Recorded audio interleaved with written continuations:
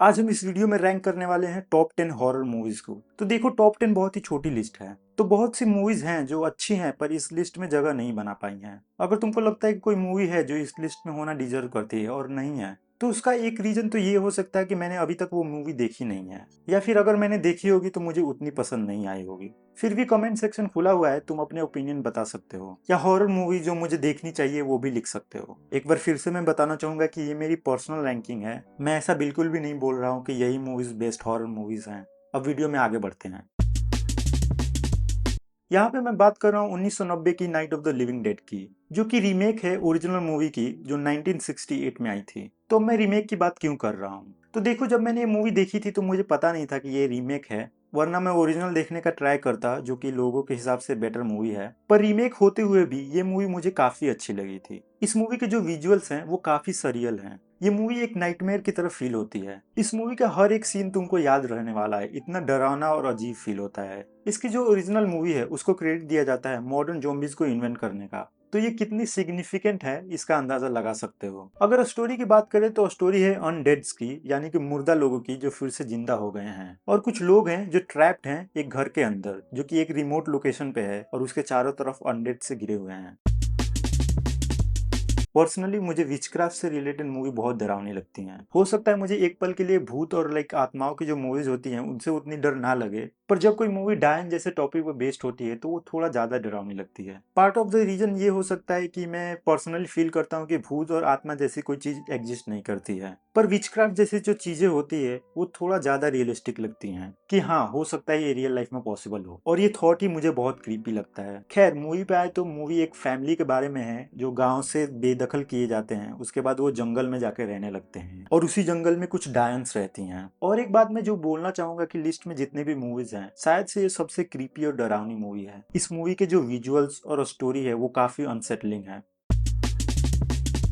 मैंने बहुत टाइम से सुन रखा था कि ये one of the best horror movie है, पर मुझे इसका नाम सुनते ही देखने का मन नहीं करता था। मुझे लगता था कि ये क्राइम पे बेस्ड होगी जिसमें कोई हॉरर नहीं होगा। फिर मैंने एक दिन सोचा कि जब इतना लोग बात ही कर रहे हैं तो चलो देख ही लेते हैं, और ये मूवी देखने के बाद मैं बहुत ज्यादा सरप्राइज था। और स्टोरी बहुत ही सिंपल है कि कुछ दोस्त रोड ट्रिप पे जाते हैं और एक बंगलो में रहते हैं, और उनके साथ आगे क्या होता है वो तुम खुद मूवी में देख लेना। ये मूवी स्टार्ट से लेके एंड तक कोई भी टाइम वेस्ट नहीं करती है। जैसे जैसे मूवी आगे बढ़ती जाती है वैसे ही इसके जो स्टेक है वो भी बढ़ते जाते हैं, और इसकी जो एंडिंग है फॉर श्योर तुम हमेशा याद रखने वाले हो। एक इंटरव्यू में मैंने स्टैनली कुब्रिक को बोलते सुना था कि सबसे टेरिफिक मूवी जो उन्होंने देखी थी वो थी द वैनिशिंग। और जब मुझे इसके बारे में पता चला था तब से मैं मूवी देखने के लिए एक्साइटेड था, और फाइनली जब मैंने ये मूवी देखी तब रियलाइज किया कि स्टैनली कुब्रिक ने ऐसा क्यों बोला था। ये इंडीड एक टेरिफिक फिल्म है। अब फिल्म की बात करें तो स्टोरी है एक कपल की जो वेकेशन में फ्रांस जाते हैं रोड ट्रिप करके, और रास्ते में ही उसकी वाइफ गुम हो जाती है। अब जो हस्बैंड है वो सब कुछ ट्राई करता है अपनी वाइफ को ढूंढने के लिए, पर उसे वो नहीं मिलती। यहाँ तक कि 3 साल गुजर जाते हैं, और लोग उसे बोलते भी हैं कि उसे अब आगे बढ़ जाना चाहिए लाइफ में, किसी और से शादी कर लेनी चाहिए, फिर भी वो हार नहीं मानता। वो 3 साल तक अपनी वाइफ को ढूंढते रहता है, और फाइनली 3 साल बाद उसे एक क्लू मिलता है जिससे उसे अपनी वाइफ का पता चल सकता है, और उसके लिए उसे एक डिसीजन लेना होगा जो कि उसकी जिंदगी का सबसे बड़ा डिसीजन होने वाला है। अब ये तो हो गई स्टोरी। अब मूवी कैसी है, तो देखो, ये मूवी एक स्लो बर्नर है। अगर तुम स्टोरी में उतना इन्वेस्टेड नहीं हो तो तुमको ये बोरिंग लग सकती है, पर जैसा कि मैंने बोला कि ये स्लो बर्नर है, और एंडिंग में जब ये मूवी फटती है वो वर्थ इट होगा। ऑल राइट, आई नो कि मैंने इसे बहुत ही नीचे रखा है और ऐसा नहीं होना चाहिए था। मैं ट्राई कर रहा था कि मैं इसको जितना ऊपर रख सकूं उतना ऊपर रखूं, पर इसके ऊपर जो मूवीज हैं वो मुझे थोड़ी ज्यादा पसंद है, और इसकी वजह से सैडली साइनिंग नंबर 6 पे है। अब मैं ये मेंशन करना चाहूंगा कि ये one of the best movies of all time है, इसमें कोई डाउट नहीं है, और ऊपर की जो कुछ मूवी है उससे ज्यादा रेटिंग भी है इसकी, और मुझे पर्सनली भी लग रहा था कि इसको इतना नीचे नहीं रखना चाहिए मुझे, पर दैट्स व्हाट इट इज। अब मूवी पे आए तो देखो, इसे स्टैनली क्यूब्रिक ने बनाया है, और मुझे लग रहा था कि मैं इसके बारे में बोल के भी डिसरिस्पेक्ट कर रहा हूँ, क्योंकि मुझे डर था कि मैं शायद जस्टिफाई ना कर सकूं कि ये कितनी इंपॉर्टेंट मूवी है। अब मूवी पे आए तो मूवी की स्टोरी है एक कपल की और उनके एक बेटे की, और वो जाते हैं एक होटल में जो कि बहुत ही रिमोट लोकेशन पे है, और उनकी जिम्मेदारी होती है होटल की देखभाल करना, और अपना जो मेन कैरेक्टर है उसको अपनी स्टोरी फिनिश करनी रहती है। जब मैंने मूवी देखी थी तो मुझे उतनी डरावनी नहीं लगी थी। अब कुछ सीन्स हैं जो कि काफी डरावने हैं, पर मेन रीजन जिसकी वजह से ये मूवी मुझे बहुत पसंद है वो है इसकी स्टोरी, और इसके जो कैरेक्टर है वो कैसे आइसोलेशन में रहते हैं। ये लिस्ट की पहली रोमन पोलांस्की मूवी है और पूरे लिस्ट में 3 रोमन पोलांस्की मूवी है। इससे तुम अंदाजा लगा सकते हो कि मुझे रोमन पोलांस्की की मूवी कितनी ज्यादा पसंद है। इनफैक्ट रोमन पोलांस्की मेरे फेवरेट डायरेक्टर में से एक हैं और मेरा मानना ये है कि सबसे बेस्ट हॉरर मूवी जो कोई बना सकता है तो वो है रोमन पोलांस्की। उनका जो स्टाइल है वो हॉरर जेनरा में सबसे परफेक्टली फिट होता है। अब मूवी पे आए तो रोजमेरीज बेबी काफी पॉपुलर है, at least in the west. Movie की स्टोरी है कपल की जो न्यूयॉर्क के एक अपार्टमेंट में शिफ्ट होते हैं और इस मूवी का भी थीम है विचक्राफ्ट और डायन से रिलेटेड। पर यहाँ पे ये थीम्स रियलिस्टिक और ग्राउंडेड फील होते हैं। इनफैक्ट ये मूवी काफी बिलीवेबल फील होती है। तुम्हें देखते टाइम फील होगा कि हो सकता है कि विचक्राफ्ट एक्चुअली में एग्जिस्ट करते होंगे। अब जैसा कि मूवी का नाम है रोजमेरीज बेबी, तो नाम से ही पता चल रहा है कि ये उनके बच्चे के बारे में होने वाली है। अब मैं स्पॉइलर नहीं देना चाहूंगा, तो तुम खुद जाके देख सकते हो। और एक चीज जो मुझे लग रही है कि मैंने जितना भी तुमको बताया इस मूवी के बारे में, तुम्हें ये बिल्कुल भी इंटरेस्टिंग नहीं लगी होगी। बट ट्रस्ट मी, इसका एक रीजन है कि क्यों ये लिस्ट में है, तो तुम जाके देख सकते हो।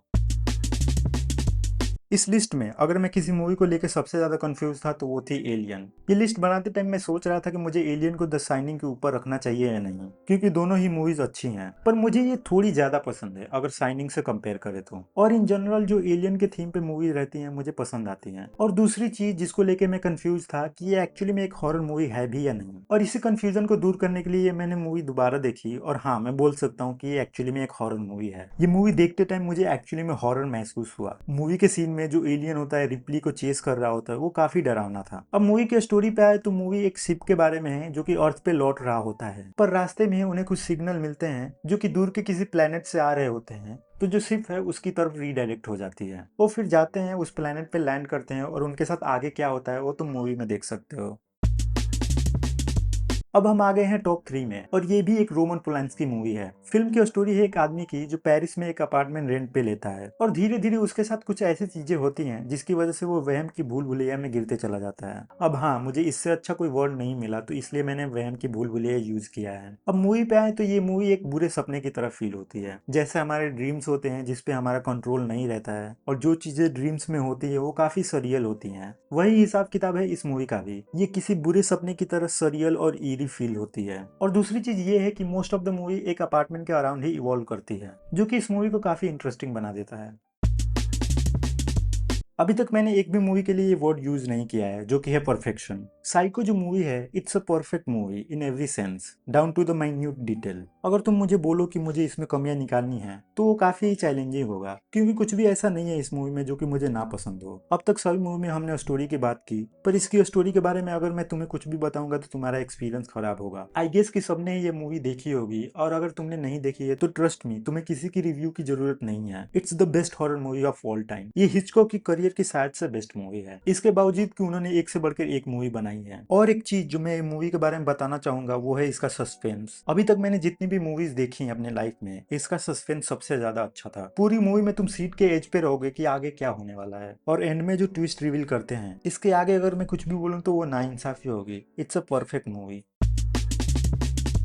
ये शायद से इस लिस्ट की सबसे लोएस्ट रेटेड मूवी है। अगर तुम किसी से भी पूछोगे या फिर कोई भी लिस्ट देखोगे हॉरर मूवीज की, तो द फियरलेस वैम्पायर किलर इस लिस्ट की हर मूवी से नीचे ही मिलेगी। तो क्यों मैंने इसे टॉप पे रखा है? तो देखो, पहली चीज तो ये कि पुराने टाइम पे जितनी भी वैम्पायर से रिलेटेड मूवी बनती थी वो सीरियस टाइप होती थी, पर ये मूवी वैम्पायर जेनरा को गूफी तरीके से दिखाती है। द रीजन कि मैंने इसे क्यों टॉप पे रखा है, ये मेरी one of the favourite movie है, और पर्सनली मुझे वैम्पायर की जो मूवीज होती हैं वो ज्यादा पसंद आती है। वो जो आइसोलेशन वाली फील होती है, एक कैसल है जो पहाड़ के ऊपर है और वहां पे एक ड्रैकुला रहता है, इस टाइप की जो मूवीज होती हैं वो मुझे कुछ ज्यादा ही पसंद आती हैं। और जितनी भी मैंने वैम्पायर की मूवी देखी हैं, ये वन ऑफ द बेस्ट लगी है मुझे अभी तक, और यही सब रीजंस की वजह से ये टॉप पे है। और जैसा कि मैंने पहले बोला था, ये रोमन पोलंस्की की तीसरी मूवी है जो इस लिस्ट में है। अब मुझे पता है कि तुम में से ज्यादातर लोगों ने ये मूवी नहीं देखी होगी क्योंकि ये उतनी पॉपुलर नहीं है। तो अगर स्टोरी बताना हो तो स्टोरी में एक प्रोफेसर है और उसका एक असिस्टेंट है जो कि ड्रैकुला पर रिसर्च करने के लिए पेंसिल्वेनिया जाते हैं और वहां पे एक गांव में रहते हैं। और जो असिस्टेंट होता है उसको एक गांव की लड़की से प्यार हो जाता है जिसे ड्रैकुला किडनैप कर लेता है। फिर क्या दोनों कैसल में जाते हैं लड़की को बचाने के लिए। अब इस मूवी में कोई सस्पेंस नहीं है और ये ना ही उतनी डरावनी है, पर अगर तुम्हें वेम्पायर और कैसल से रिलेटेड मूवी देखनी हो तो ये वन ऑफ द बेस्ट है।